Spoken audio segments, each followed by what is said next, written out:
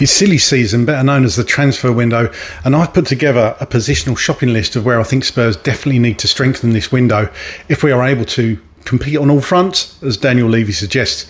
So as I said, Tottenham will be aiming to compete in all competitions next season, including the Champions League, and to do so, in my opinion, they need to strengthen in several key areas based on current reports and squad assessments. Here are the positions I believe they need to address. Number one is left back. Now, you could argue that Jed Spence could be the cover for Destiny Udogie, as he's done so many times in the past, but assuming Frank sees Jed as cover for Porro at right back, we need someone to challenge Udogie next season, and definitely someone that can seamlessly step into the breach should we need him to. Number two is defensive midfielder, central midfield. This is arguably the most crucial area for Spurs to strengthen. We're often overrun in midfield last season, as we know, particularly against stronger opponents. A top-class ball winner is needed with Champions League experience, preferably, who can also control the tempo and distribute the ball from deep is essential. Number three is attacking midfielder and winger. Spurs require more creativity and goal contributions from wide areas, definitely, and potentially a player who can operate centrally as an advanced playmaker. With Dejan Kulusevski out for a period of time as yet unknown, additional depth and quality on the flanks are necessary.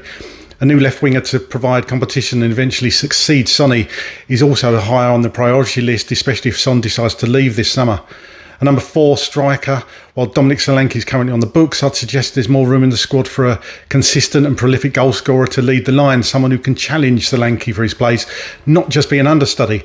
With Richarlison's future at the club being uncertain and Richie himself being blighted with injuries and inconsistent displays, I'd suggest a number 9 is high on the priority list.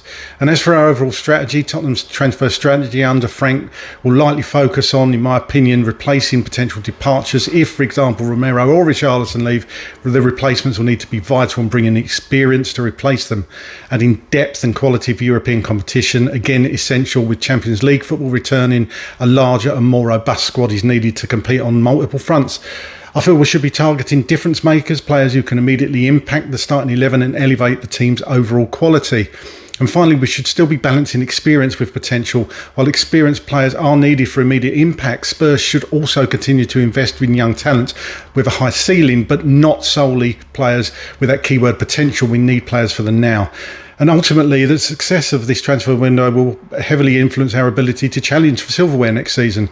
If, like the chairman suggests, we want to compete on all fronts, the transfer window is absolutely vital and one we simply cannot afford to get wrong.